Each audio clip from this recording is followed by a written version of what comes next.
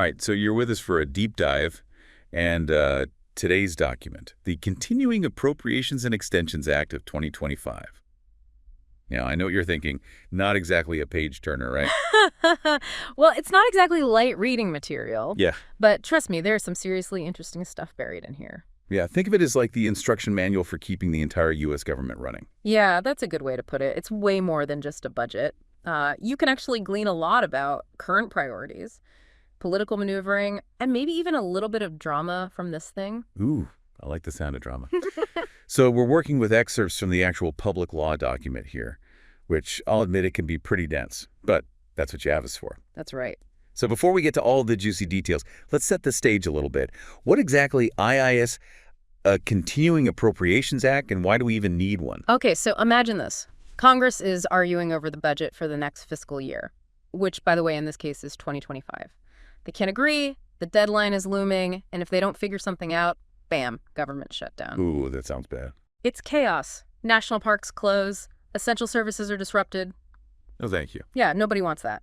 So a Continuing Appropriations Act is like a temporary patch, basically saying, okay, we'll just keep funding everything at last year's levels while we all hash out the details, prevents a complete meltdown while Congress hopefully gets its act together.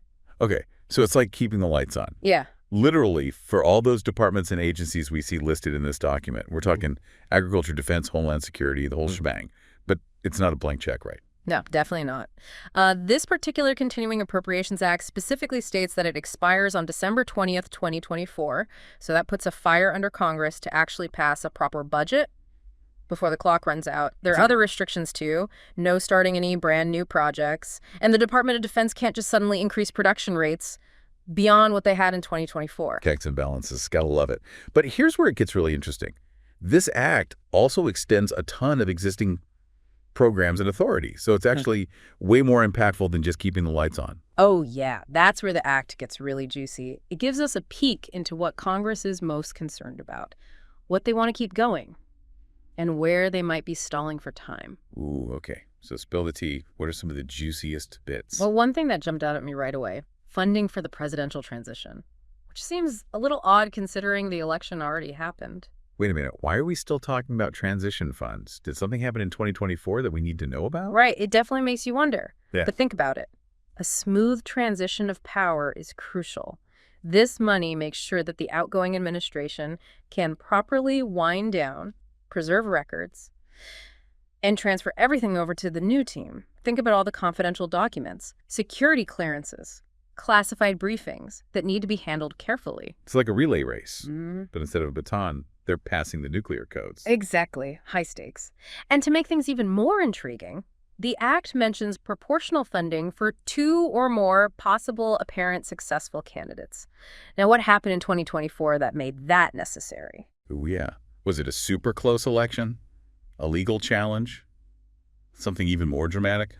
I don't know, but I'm definitely curious to find out. Me too. And speaking of drama, this act also dives into some serious security concerns. Oh, absolutely. There's a significant chunk of change allocated to the Secret Service. An extra $231 million to be exact. And the act specifically calls out protection for the 2024 presidential campaign and national special security events. Yeah, those high-profile events always come with heightened security risks, especially with everything that's been happening in recent years. But there's more to it than just beefing up security, right? You're sure. This is where things get a little tense. The act actually withholds some of those funds until a specific report. The mission assurance report related to the January 6th attack is delivered to Congress. Okay, hold on. So Congress is using funding as leverage to get answers about January 6th. That's a power move. It is. It definitely highlights the ongoing impact of that day and Congress's desire for accountability and transparency. So what kind of questions are they trying to get answered with this report? I mean, we can only speculate. But there's another detail here that really raises eyebrows. The act specifically compels the Secret Service director to respond in a timely manner to oversight inquiries from multiple congressional committees, including the House of Representatives Task Force on the attempted assassination of Donald J. Trump. Oh, hold on. Attempted assassination. That's chilling. It is. What's going on there? The act doesn't give us all the details.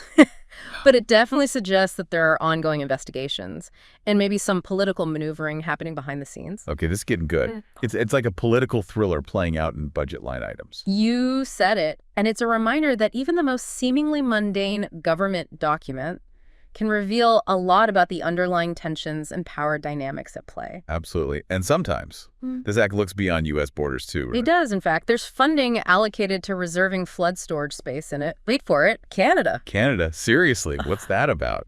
Well, it turns out that reserving space at the Hugh Keenleyside Dam in British Columbia actually helps to mitigate flood risk in the U.S. Columbia River Basin. The act sets aside a cool $37.6 million for this. Wow, so this seemingly domestic act has international implications. It's a reminder that some issues just transcend borders, and that cooperation is key. Exactly. And speaking of international cooperation, the act also addresses the Compact of Free Association with Palau. Now, this agreement outlines the financial relationship between the U.S. and Palau. It can get pretty complex. But essentially... Also, can we rewind for a second? What exactly is a Compact of Free Association? Oh, good point. It's a unique type of agreement between the U.S. and certain Pacific Island nations. It grants these nations some degree of self-governance while also providing them with financial assistance and security guarantees from the U.S. So it's like a special partnership with mutual benefits. Exactly. And this act ensures the continuation of that partnership with Palau, even as they're working on a new agreement. Okay, so we've got flood control in Canada, a special partnership with Palau. It seems like this act is a bit of a globetrotter. But it also zeroes in on some very specific issues closer to home, right? Absolutely. And some of these might surprise you. We've got extensions for autism programs, demonstrating continued support for research, education, and intervention. And then there's this program that caught my eye, a pilot program expanding veterans' access to what they call complementary therapies. Complementary therapies. Does that mean they're giving veterans spa days? Not quite, although I'm sure some veterans wouldn't object to that. We're talking about things like animal therapy, agri-therapy, art therapy, even post-traumatic growth programs. It signals a shift towards more holistic care for veterans, recognizing that well-being is about more than just physical health. I love that. So it's not just about treating injuries, but also addressing the invisible wounds of war. And this focus on well-being extends to another critical area, too: forest management.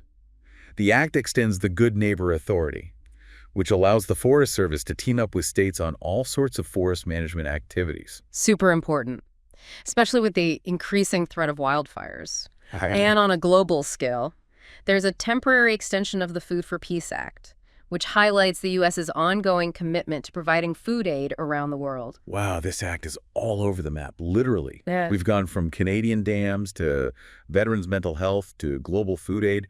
It's mind-boggling how all these seemingly disparate issues are connected in this one document. It really is. It's a testament to how interconnected everything really is. So what's the takeaway here? What does this all tell us about the state of things in 2024?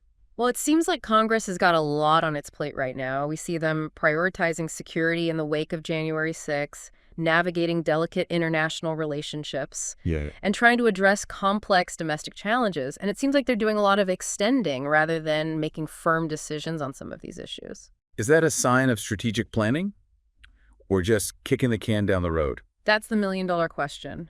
And it's something that we'll be exploring further as we continue our deep dive. Stay tuned, because we're just getting started. Welcome back to our deep dive into the continuing Appropriations and Extensions Act of 2025. We're picking up right where we left off, exploring all the fascinating and sometimes surprising details in this document. And believe me, there are plenty more surprises where those came from.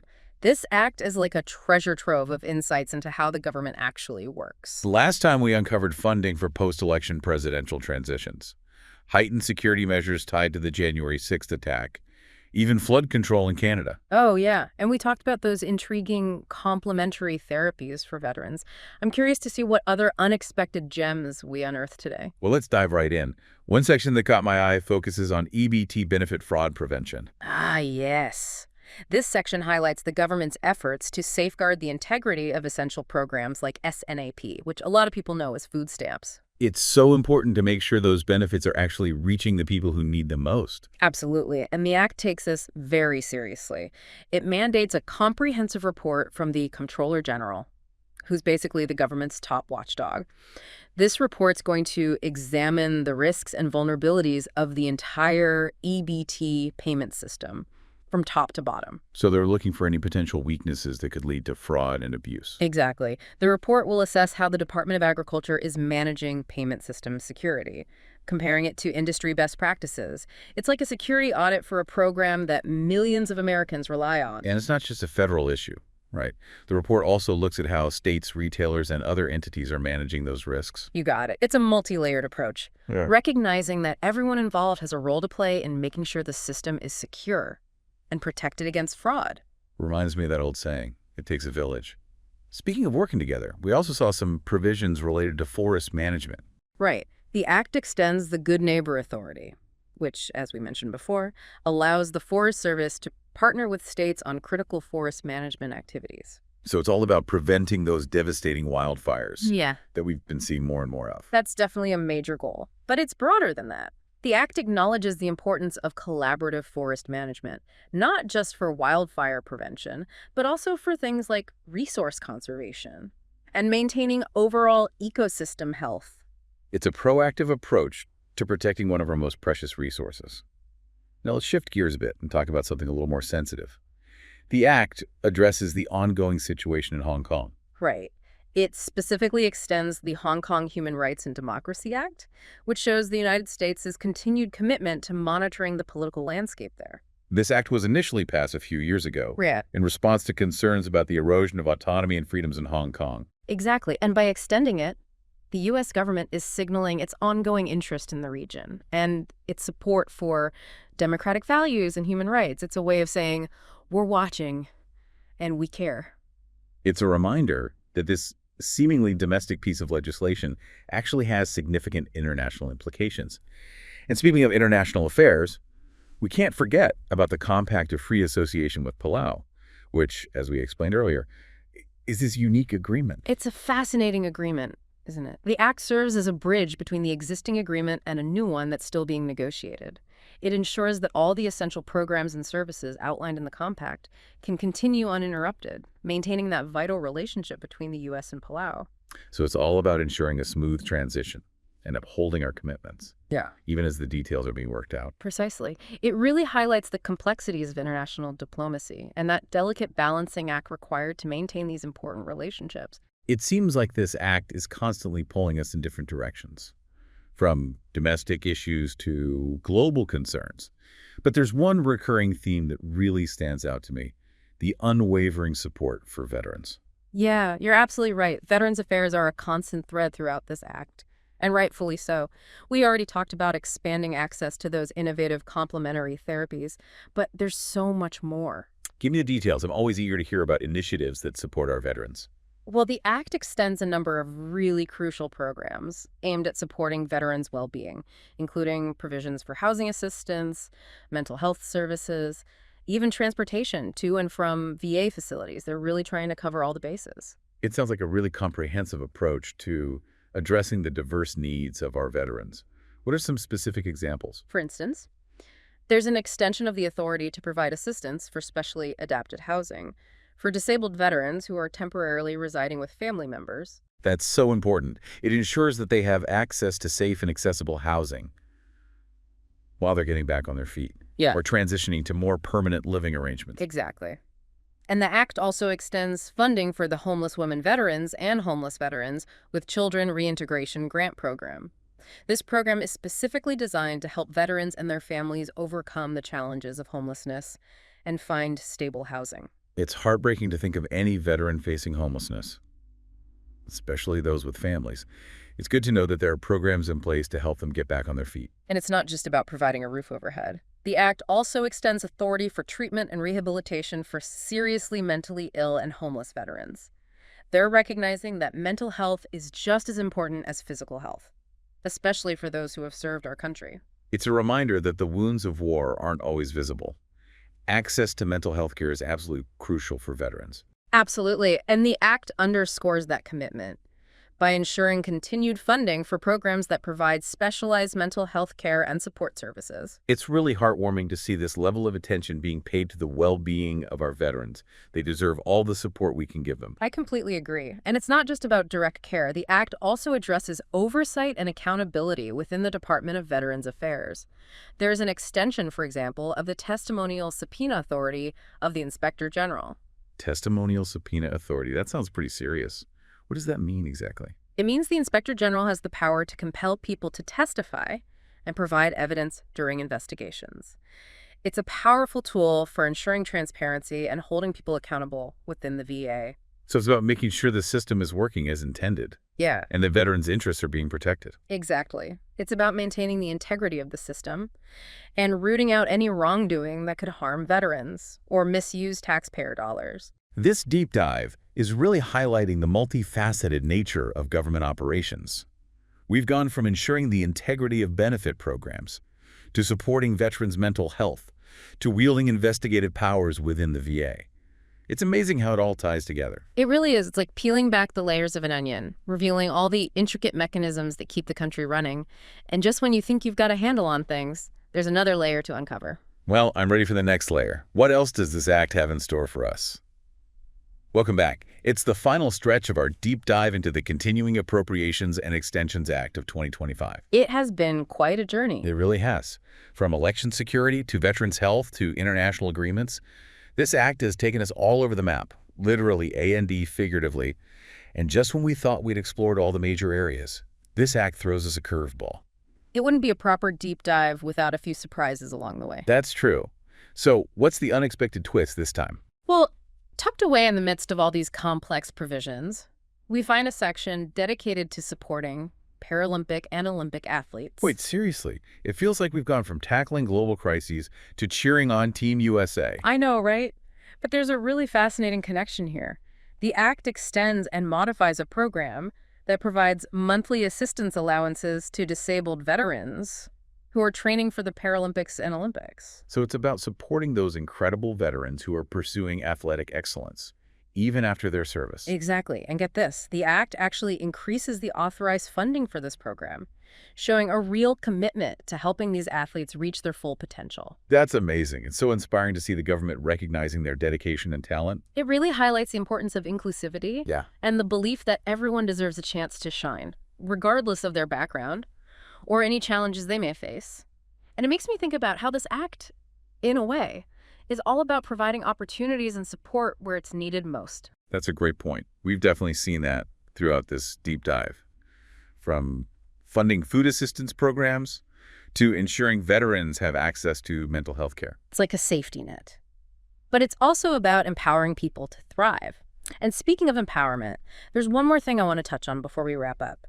Remember those provisions related to the January 6th attack? Oh, right. That whole mission assurance report that the Secret Service has to deliver to Congress.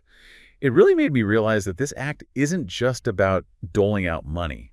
It's also about using those funds as leverage to ensure accountability and transparency. Exactly. It's about using the power of the purse to get answers, to hold people responsible, and to demand transparency from those in power. It makes you think twice about the weight behind every dollar spent. Absolutely. Every budget allocation tells a story, reveals a priority, and hints at all those complex political calculations happening behind the scenes. Well, we've covered a lot of ground on this deep dive. We have. We've gone from the nitty-gritty details of funding mechanisms to the big picture implications of international agreements and everything in between. But I feel like we've only scratched the surface. This act is so dense and layered. I'm sure there are countless other fascinating details hidden within these pages. Well, there are. We've just provided a starting point, a framework for understanding this complex document. So to our listener, if any of this sparked your curiosity, we encourage you to keep digging. Dive deeper into any section that caught your eye. Research the historical context, follow those intriguing threads that we uncovered, and draw your own conclusions. This act is more than just a dry legal document. It's a window into the inner workings of government, a reflection of our nation's values, and a roadmap, however imperfect, for the future. Well, thank you for joining us on this deep dive. We hope you found it as fascinating as we did. Until next time, happy exploring